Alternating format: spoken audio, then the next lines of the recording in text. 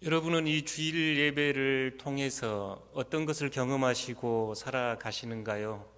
어떤 분들은 이 예배를 통해서 평안과 쉼을 경험합니다. 일주일에 1시간 예배지만 이 예배 자리에서 주님이 주시는 참된 평안과 쉼을 얻어 한 주간 또 열심히 살아가는 동력으로 삼기도 합니다. 어떤 분들은 이 예배를 통하여 영적인 지식을 성장시키는 계기로 삼습니다. 하나님에 대해서 더 배워가고 예수 그리스도를 더 깊이 알아가는 시간이 예배 시간이 되기도 합니다. 또 어떤 분들은 이 세상을 살아가는 데 필요한 영적 무장을 이 예배를 통해서 하기도 합니다. 이 세상을 살아갈 때 늘 밀려오는 유혹과 시험이 있기에 우리는 이 예배와 말씀을 통하여 영적 무장의 계기로 삼기도 합니다. 오늘 복음은 세 번째 영적 무장과 보다 관련이 있고 좀 더 깊은 차원에서는 우리의 교회의 본질, 신앙의 본질과 관련이 있겠다 싶습니다. 지금 예수님께서 세례를 받으신 후에 성령 하나님께서 예수님을 광야로 이끌고 가셨습니다. 그곳에서 40일 동안 지금 금식을 하신 예수님께 사탄이 다가와서 첫 유혹을 합니다. 여기 놓여있는 돌들을 떡으로 만드십시오. 이에 대해 예수님께서는 신명기 8장 3절을 인용하여 사람이 떡으로 사는 것 아닙니다. 하나님의 입에서 나오는 하나님의 말씀으로 삽니다 하고 유혹을 물리칩니다. 아마 시간과 장소가 옮겨졌겠지요. 두 번째 사탄은 높은 성전 꼭대기로 예수님을 이끌어가서 그곳에서 이야기합니다. 너가 이곳에서 뛰어내려라. 그러면 하늘의 하나님의 천사가 너를 받들어서 발 하나 다치지 않게 할 것이다. 이 사탄의 유혹에 대해서 예수님은 주 너의 하나님을 시험하지 말라 하는 신명기 6장의 말씀으로 물리칩니다. 세 번째 장면은 이제 예수님과 사탄이 높은 산 위에 있습니다. 성경은 매우 높은 산, 아마 천하만국이 다 보이는 그런 산이었을 겁니다. 그곳에 올라가서 나에게 한 번만 엎드려 절을 하면 이 세계 만국 열방을 너에게 주겠다.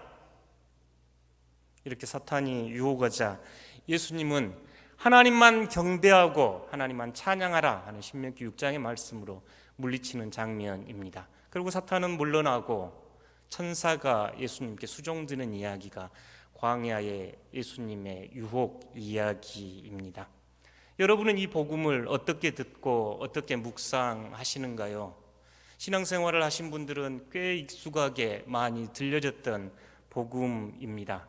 신앙의 입문 과정에 계신 분들은 도대체 왜 예수님이 사탄에게 시험을 받으셨고 이것들은 어떤 의미가 있겠는가 하고 묻게 될 겁니다. 오늘 이 시간에 두 가지 차원에서 이 복음의 말씀을 여러분과 나눠보겠습니다. 첫 번째는 개인적인 범주의 차원에서 이 시험과 유혹의 의미를 묵상해 보겠습니다. 두 번째는 보다 큰 차원, 하나님의 나라와 예수 그리스도의 복음의 차원에서 이 시험 이야기가 어떤 의미가 있는지 여러분하고 나눠보도록 하겠습니다. 첫 번째, 개인적인 범주입니다.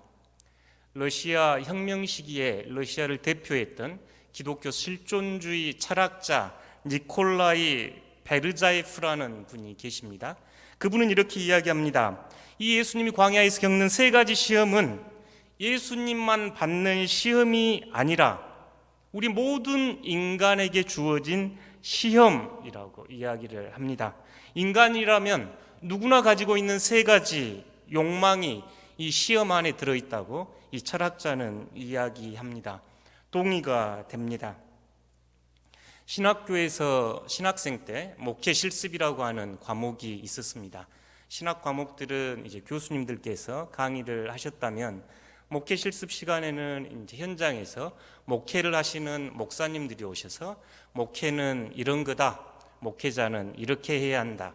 목회자가 준비해야 할 것은 어떤 것이다 하고 직접 자신의 경험과 자신의 삶을 나눠주시는 과목이 목회 실습이었습니다. 대부분 어르신 목사님들도 많이 오셨고 또 그 지역 교회에서 꽤나 유명세 있는 목사님들이 오시곤 했습니다. 공통적으로 그분들이 하셨던 이야기가 늘 생각이 납니다. 젊은 저희 신학생들에게 목회자는 다음 세 가지를 꼭 조심해야 한다. 대부분 한결같이 말씀하신 내용입니다. 하나는 돈이고, 다른 하나는 이성이고, 다른 하나는 권력을 추구하는 유혹이다. 이 세 가지는 마태복음에, 마가복음에, 누가복음에 나오는 예수님의 시험과 관련이 있으니 그 말씀들 잘 묵상하면서 재물, 이성, 권력을 탐하는 목사가 되지 말라 이렇게 가르치곤 하셨습니다. 첫 번째 시험인 돌이 빵이 되게 하라. 이 이야기는 경제 문제, 돈 문제와 관련이 있지요. 그러니 목회의 길을 걸으면서 돈의 노예가 되지 말라. 돈을 늘 주의하고 조심하라. 맞는 말씀이다 싶습니다. 돈에 힘이 있는 것을 알게 됩니다. 돈에 힘이 있음을 경험하게 되지요. 두 번째 유혹인 성전에서 뛰어내려 인기를 한 몸에 받아라. 하나님의 천사가 너를 바쳐주니 얼마나 큰 능력의 종이 되겠느냐. 유명한 목사가 되고 유명세를 타게 되면 이성의 유혹은 자연스럽게 따라오는 것이라고 말씀하게 하셨습니다. 실제 교회에는 저희 남자 목회자들에게는 이성이 더 많은 현장이 교회이기도 합니다. 그러니 목회자들은 이성에 매우 주의해야 될 게 맞습니다. 쾌락을 추구하고 욕망을 추구하고 자기 인기를 추구하는 것을 금하라는 어른들의 말씀이었지요. 세 번째, 모든 열방을 다스릴 수 있는 권력을 주겠다 하는 이 유혹은 목회자들에게도 마찬가지입니다. 목회가 어느 정도 안정이 되고 자신의 지위가 올라가면 여러분도 아시듯이 노회장, 총회장 출마하는 이들이 있습니다. 물론 더 큰 차원에서 교회가 노회 차원에서 총회 차원에서 해야 될 일이 있기에 이분들의 역할은 중요합니다. 그 중에 일부는 자신들의 이 권력에 대한 욕구를 충족하기 위하여 그 도구로 삼습니다. 선거가 진행될 때면 봉투가 오간다는 이야기가 많습니다. 몇 억을 써야 총회장이 당선되고 몇 억을 써서 당선되지 못했다는 이야기를 보면 정치 현실과 비슷하다는 생각을 하기도 했습니다. 사탄의 유혹이었습니다. 권력을 가져라 하는 유혹이었지요. 여러분, 이 유혹은 돈이 되었건 이성이 되었건 권력이 되었건 저희 목사들에게만 있는 유혹인가요? 여러분의 삶은 어떠신가요? 조금만 거짓과 불의와 타협하면 우리가 재물을 가질 수 있다면 얼마나 쉽게 포기할 수 있습니까? 지금 우리가 살아가는 이 시대에 쾌락과 향락을 추구하는 문화는 또 얼마나 많습니까? 가정을 꾸리고 살아가면서도 견눈을 파는 삶이 얼마나 많습니까? 그것만 있습니까? 권력을 탐하며 살아갑니다. 어떤 유명한 정치인에게 들은 이야기입니다. 투표 자기에게 표만 준다면 내 영혼을 악마에게 팔겠다 하는 이야기였습니다. 권력을 맛본 자들이 그 권력을 지키기 위하여 얼마나 부정과 부패를 일삼는지 우리는 거의 매일 뉴스를 통해서 듣고 있습니다. 사실 우리가 살아가는 이 일상의 삶 안에 예수님께서 사탄에게 시험받는 물질, 쾌락, 권력에 대한 유혹은 늘 일상사입니다. 이때 여러분 예수님의 복음을 잘 묵상하시면서 분별의 기준으로 삼아야 할 겁니다. 말씀은 우리로 하여금 하나님의 말씀을 중심에 두십시오. 내가 아닌 하나님을 중심에 모시고 살아가는 인생이 되셔야 합니다 하고 이 복음을 통하여 초대합니다. 이제 두 번째 조금 더 큰 범주에서 하나님의 나라와 복음 안에서 이 시험의 의미를 나누어 보겠습니다. 이 복음서에서 그리고 예수님의 생애에서 이 시험받는 이 장면은 매우 특별한 곳에 위치해 있습니다. 바로 예수님께서 공생애를 시작하시면서 세례를 받은 후에 하늘에서 들려오는 음성, 이는 내 사랑하는 아들, 내 기뻐하는 자, 하는 이 음성을 듣고 성령께서 광야로 이끌어 가십니다. 그리고 이 복음이 끝나면 이제 예수님께서는 가버나움에 들어가셔서 하나님의 나라와 천국을 전파하기 시작합니다. 그러니 매우 중요한 위치에 있습니다. 예수님의 공생애에서도 매우 중요한 위치에 있을 뿐만 아니라 시험의 내용도 그렇습니다. 사실 이 시험을 가만히 들여다보면 앞으로 예수님께서 펼치실 하나님 나라와 복음, 예수님의 삶과 죽음, 예수님의 목회가 이 세 유혹 안에 그대로 드러나 있는 걸 볼 수 있습니다. 마치 한 영화의 예고프로와 같습니다. 전초전과 같습니다. 이 복음을 깊이 묵상하고 있으면 이제 앞으로 펼치실 전 예수님의 생애와 죽음과 삶과 부활의 이야기가 이 복음 안에 그려져 있는 큰 그림과 같습니다. 개인을 넘어 참된 교회에 대한 질문이 이 복음 안에 들어 있습니다. 교회를 넘어서 전체 기독교에 대한 질문이 이 복음 안에 들어 있기도 합니다. 참된 교회와 거짓된 교회, 참된 그리스도교와 거짓된 그리스도교를 분별하라는 기준이 이 복음 안에 들어 있습니다. 미국의 리차드 해물름이라는 목회자가 이렇게 기독교 역사를 반추한 적이 있습니다. 교회가 처음에 복음이 그리스 지역으로 전해졌지요. 그리스 지역으로 전해질 때는 교회가 철학이 되었고, 로마로 복음이 전해졌을 때는 제도가 됐습니다. 기독교가 유럽으로 올라갔을 때는 문화가 됐고, 기독교가 미국으로 갔을 때는 기업이 됐습니다. 한국의 한 영화감독 김재환 씨는 복음이 한국에 들어와서 대기업이 되었습니다 하면서 대형 교회를 비판한 적이 있습니다. 사실 이런 비판을 이해하려면 오늘 복음을 깊이 묵상해 보아야 할 필요가 있습니다. 여러분, 다시 예수님께서 서 계신 광야로 여러분을 한번 위치시켜 보십시오. 예수님께서는 이제 자신의 숨겨진 삶을 마치고 새롭게 하나님 나라와 복음을 위하여 전 자신을 지금 광야에서 씨름하고 불태우고 있습니다.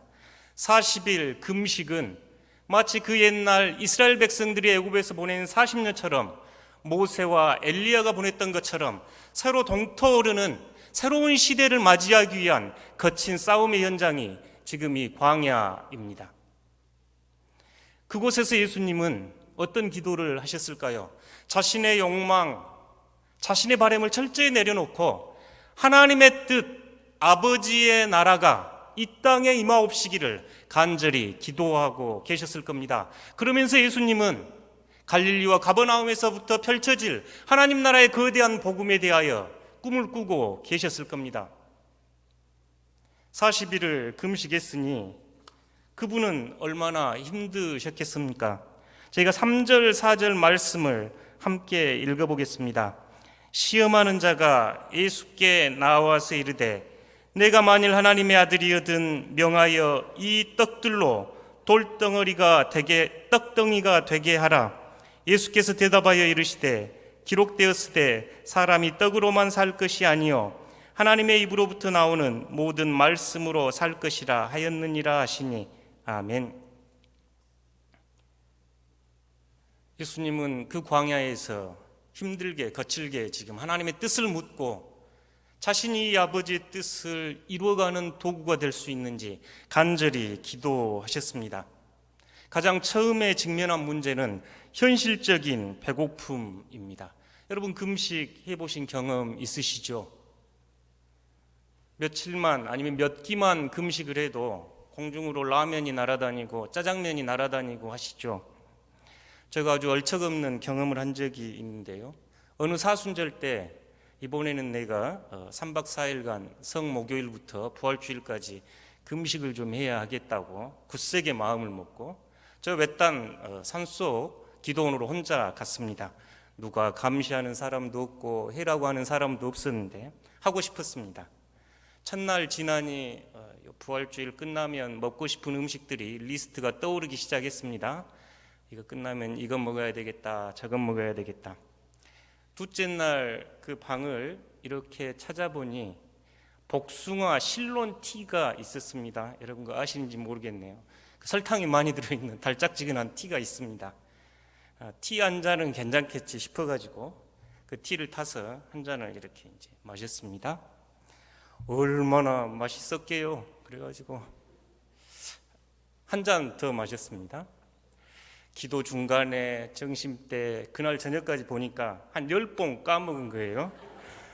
그래서 속으로 제가 이거 뭐하나 내가 뭐하나 싶었습니다. 뭐한다고 금식한다고 하면서 실론티를 10봉이나 까먹고 이러고 있나. 여러분은 안 그러셨을 겁니다.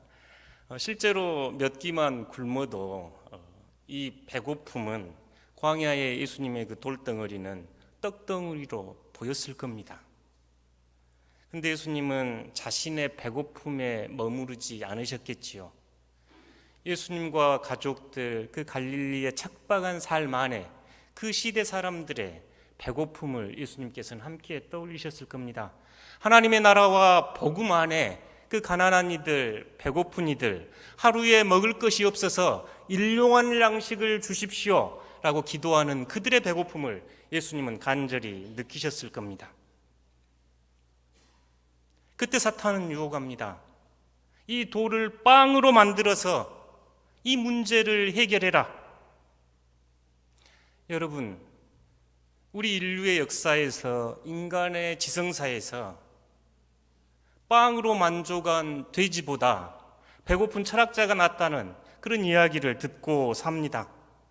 사실 예수님께서 신명기를 인용하신 이야기에는 깊은 의미가 들어 있습니다.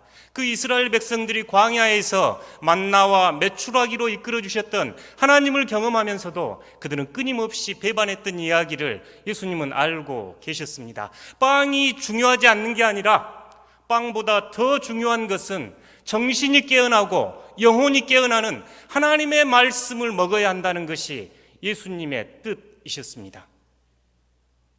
참된 기적은 돌을 떡으로 만드는 것이 아닙니다. 참된 기적은 땅을 갈고 그곳에 씨를 뿌리고 그곳이 자라나도록 돌보고 열매를 맺었을 때 수확에서 곡식을 빻아 빵을 만들고 떡을 만들어서 이웃과 함께 나누는 것이 참된 기적입니다. 예수님께서 보여주셨던 기적은 바로 그런 기적이었습니다. 우리가 그렇게 이야기합니다.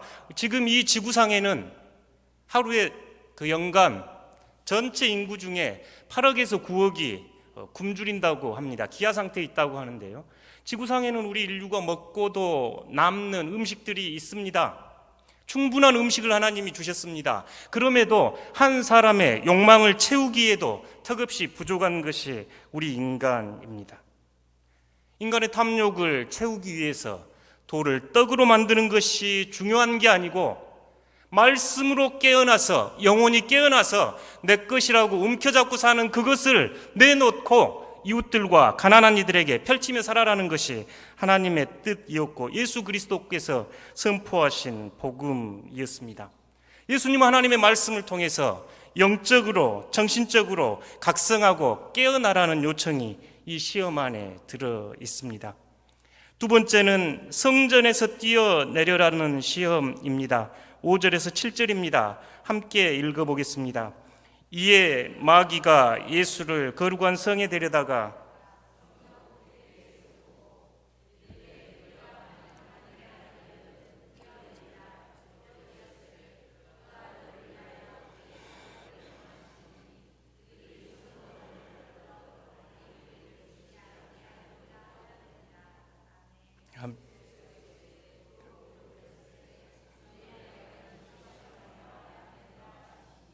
아멘. 사실 이 예수님의 시험 이야기는 많은 문학과나 예술가들에게 큰 감흥을 준 이야기이지요. 시간이 충분했다면 대신문관이라고 하는 도스토옙스키의 이야기를 좀 나누고 싶었습니다만 시간이 충분하지 않아서 여러분 그 책을 좀 읽어보시면 좋겠습니다. 어떤 한 목사님이 만든 예화입니다. 마치 뉴스 앵커가 진행하듯 예화를 만들었는데요. 예수님이 대한민국에 나타났습니다. 그 여의도에서 제일 높은 63빌딩으로 예수님께서 가셨고, 예수님께서는 그 63빌딩에서 뛰어내리겠다 이렇게 지금 말씀하셨습니다. 그래서 모든 방송사들은 지금 생방송으로 카메라를 비춰서 그 모습을 지금 찍고 있습니다. 예수님께서 뛰어내리고 쭉 떨어져 내릴 때 이제 사람들이 비명을 지르기 시작했습니다. 땅이 얼마 남지 않았을 때 천사가 쭉 나타나서 예수님을 껴안고, 이분 표현대로 하면 별에서 온 그대의 도민준처럼 사뿐하게 내려앉았습니다. 놀라운 기적과 신비적인 현상을 보여주신 예수님이 그 자리에서 매스컴을 통해서 이제 내가 여의도에 교회를 개척하겠다 그러면서 이 예화는 이렇습니다. 과연 거기에 이미 존재하고 있던 여의도 순복음 교회는 어떻게 될 것인가? 흥미진진하지 않습니까? 이렇게 해놨습니다. 이 예화를 통해서 그 목사님이 하시고 싶었던 이야기는 예수님께서 버리려고 했던 것을 한국 교회가, 한국 교회 목회자들이 더 움켜쥐려고 집착하고 있다고 비판하고 있습니다. 예수님은 광야에서 지금 시험을 받고 이 성전 위에서 뛰어내리라고 하는 모습을 가만히 이렇게 상상해 보면서 그 유명한 가수들이 그 무대에서 열띤 공연을 하다가 자기 몸을 휙 던지면 그 밑에 있는 군중들이 이렇게 받는 것 여러분 보셨죠? 안 해보셨나요? 그 무대 밑에서 열광하는 그 군중들 위로 몸을 촥 던지면 군중들이 착 받고 마치 세계적인 대스타, 그런 모습 떠올리는 본문이죠. 예수님께서 이제 갈릴리와 예루살렘에서 복음을 전할 때 왜 그렇게 생각하지 않으셨겠습니까? 마치 기적을 수없이 베풀고, 마치 본인이 가시면 피켓을 들고 환호성을 지르고, 몸을 날리면 받아주고 환호하는 군중들, 그랬으면 얼마나 마치 그 슈퍼스타처럼 가는 곳마다 사람들이 반겨주고, 그러면 하나님 나라가 선포되는 것이 얼마나 쉬웠을까? 이 유혹을 받지 않았겠습니까? 그런데 예수님은 왜 그것을 하나님을 시험하지 말라 하는 말씀으로 거절하셨을까요? 저희들도 어디 가면, 물론 저도 그렇습니다. 인기 있는 강사로 대접받고 존경받고 싶지요. 포스터도 붙여놓고 동상도 세워서 오셨냐고 하면 얼마나 좋겠습니까? 그런데 예수님은 그 방법 택하지 않으셨지요. 심지어 동네 가서도 돌에 맞아 죽을 만큼 위협을 받아야 했습니다. 그 당시의 종교 지도자들은 예수님을 무시하고 처음부터 십자가에 못 박으려고 하셨죠. 교회 예배당 옥상에서 뛰어내려라. 천사들이 너를 받쳐줄 거 아니냐. 신비와 기적을 행하라. 이 사탄의 유혹 안에는 십자가 지지 말고 영광을 받아라 하는 복음과 정면으로 부딪히는 사탄의 유혹이 들어 있습니다. 고난 없이 예수님의 헌신과 피 흘림 없이 영광 받으라고 하는 초대가 들어 있는 거지요. 예수님은 우리가 알듯이 이 사탄의 유혹에 넘어가지 않았습니다. 인기 스타처럼 행동하지도 않으셨고, 그는 모욕과 멸시와 가난을 그대로 온몸으로 받아들이셨습니다. 그리고 십자가에서 돌아가셨습니다. 저를 포함하여 이 강대상에 자주 쓰는 이들은 조심해야 합니다. 성도들이 목사를 보기 시작하고 목사가 크게 보이기 시작할 때 목사는 타락하고 교회는 타락합니다. 목사를 스타로 만들려고 할 때 목사는 이미 타락합니다. 하나님의 자리에 자신이 앉아있는 모습을 우리가 수없이 보지 않습니까? 한국교회에 가해지는 비판이 이것 아닌가요? 세 번째는 경배하고 절하라입니다. 8절에서 10절 함께 읽어보겠습니다.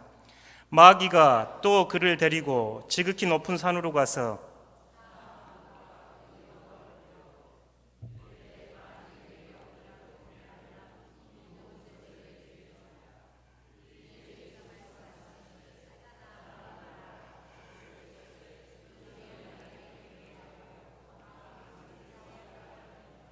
아멘. 이 권력과 힘에 대한 유혹이 얼마나 강한가요? 자신의 권력을 유지하기 위해서 무수한 생명과 인권을 유린했던 독재자들을 우리는 알고 있습니다. 중세 교회가 보여줬던 방법도 지금 이 사탄이 제안한 방법이었지요. 권력과 힘으로 교회를 따르지 않는 이들을 처형하고 죽였지요. 종교재판이 그랬습니다. 제 신세계라고 하는 곳에 가서 복음을 전할 때 믿지 않는 이들을 개종시킨다는 명목으로 수없는 이들을 죽이기도 했습니다. 힘 있는 지도자가 되어야 한다. 지도자는 힘이 있어야 한다. 그 힘을 따라서 사람들이 무서워하고 복종할 것이다 하는 이야기는 여전히 들리는 유혹들입니다. 그 힘의 근원이 인기가 됐건 돈이 됐건 권력이 됐건 그 중심에 너가 교회가 서 있어야 한다. 하나님을 잊어버려라. 얼마나 무서운 유혹입니까? 통제하고 전제 군주처럼 행동하고 독재자처럼 행동하라고 이 사탄은 이야기를 합니다. 가만 생각해 봅니다. 힘에 대한 유혹이, 권력에 대한 유혹이 우리 일상 삶 안에서 얼마나 강한가요? 예수님은 이와 정반대로 사랑과 희생을 선택하셨습니다. 사탄은 끊임없이 우리에게 힘을 더 가져야 한다. 힘 있는 목사가 되어야 한다. 권력을 가진 목사가 되어야 한다고 이야기할 때 예수님은 모든 것 내려놓고 자신을 아낌없이 죽이는 방법을 택하셨습니다. 왜 그런가요? 사랑이 어렵기 때문에 그렇습니다. 자신을 내려놓는 것이 어렵고 권력을 가지고 다른 이들을 조종하는 것이 쉽기 때문에 그렇습니다. 하나님을 사랑하는 것보다 하나님처럼 되는 것이 더 쉽고 사람을 사랑하는 것보다 사람을 조종하는 것이 더 쉽다고 생각하기 때문에 사탄은 이와 같은 유혹을 합니다. 예수님은 지금 광야에서 이 씨름하고 계셨습니다. 앞으로 펼쳐질 하나님의 나라는 기적을 행하고 놀라운 신비로운 힘을 보여주는 뿐만 아니라 권력을 행사하는 그런 하나님의 나라가 아님을 이 자리에서 선포하고 복음서는 이 내용으로 가득 채워져 있습니다. 그런데 오늘 우리는 어떤가요? 제가 고등학교 때 여기 터미널 앞에 JMS 교회가 조그맣게 있었습니다. 그 당시 순천에 이단 문제로 여러 가지 이야기들이 있었고 탕명환 소장도 돌아가셨습니다만 와서 강의를 하곤 해서 굉장히 궁금했습니다. 그때 저희 반에 한 친구가 그곳을 다녀서 그 친구에게 내가 그곳을 한번 꼭 가보고 싶다고 졸랐습니다. 갔더니 지금 육교 있는 이쪽으로 있었는데 젊은 여성들이 한복을 입고 꽃을 흔들고 있었습니다. 참 신기한 장면이었습니다. 대단한 사람이 온갑다. 이 한복을 차려입고 꽃을 흔들고. 그리고 이제 그 교회에 들어가서 집회가 시작이 됐는데 한 10분 정도 앉아있다 도저히 앉아있을 수 없어서 그냥 나왔는데요. 그때 그 JMS가 했던 이야기들이 자신이 하나님의 천사를 호령할 수 있고 하나님의 아들이고 이런 이야기를 펼치고 있었습니다. 고등학교 졸업하고 이제 대학교 갔더니 제가 다녔던 학교 안에도 이 그룹들이 있었는지 JMS가 축구를 좋아한다는 이야기를 들었습니다. 실제 하는 것을 제가 보지는 않았습니다만 이 JMS가 축구장에 나와서 축구를 하면 10골, 20골은 기본이랍니다. 몰고 가면 다 비껴주고 막 여고 이거. 그래서 거기 참여한 사람들은 어떻게 하면 그걸 눈치 못 채게 꼬링 넣어주는가, 그게 그들의 역할이라고 합니다. 오늘 이 복음의 유혹을 그대로 누리며 살았던 한 사람이 바로 JMS가 저에게는 떠오릅니다. 돈과 권력과 쾌락을 추구했던 한 사람 이야기입니다. 그를 추종하는 사람들도 있었습니다. 능력의 종이라고 그를 따르는 이들도 있었습니다. 우리는 알고 있습니다. 그가 징역에서 10년을 보내고 있는 것을 알고 있습니다. 어디 다른 사람 탓하겠습니까? 우리 교회는 어쩐가요? 우리 믿는 그리스도인들은 우리의 삶의 자리에서 어떻습니까? 여전히 재물을, 힘을, 권력을 탐하고 있는가요? 만약 우리 교회가 그렇다면 오늘 복음은 우리에게 채찍질을 가합니다.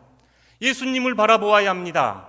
예수님께서 주셨던 광야에서 외쳤던 그 시험과 유혹을 이기셨던 이 본문은 오늘 여전히 우리 교회로 하여금 참된 교회가 되라는 가르침과 초대가 들어있습니다. 전체 그리스도 교가 참된 그리스도교가 되라는 초대가 들어 있습니다. 사랑하는 성도 여러분, 어떤 길을 걸으시겠습니까?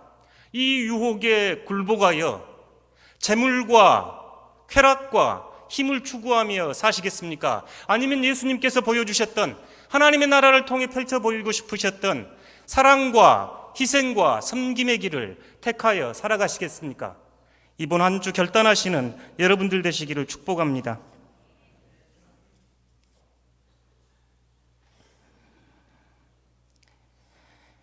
하나님, 늘 저희 삶에서 다가오는 시험들을 예수님 본받아 이겨낼 수 있도록 도와주시옵소서. 우리 교회가, 기독교가 주님의 복음을 외면하지 않고 주님의 복음을 살아내는 복된 교회, 복된 기독교가 될 수 있도록 축복하여 주시옵소서. 예수님 거룩하신 이름으로 기도 올립니다. 아멘.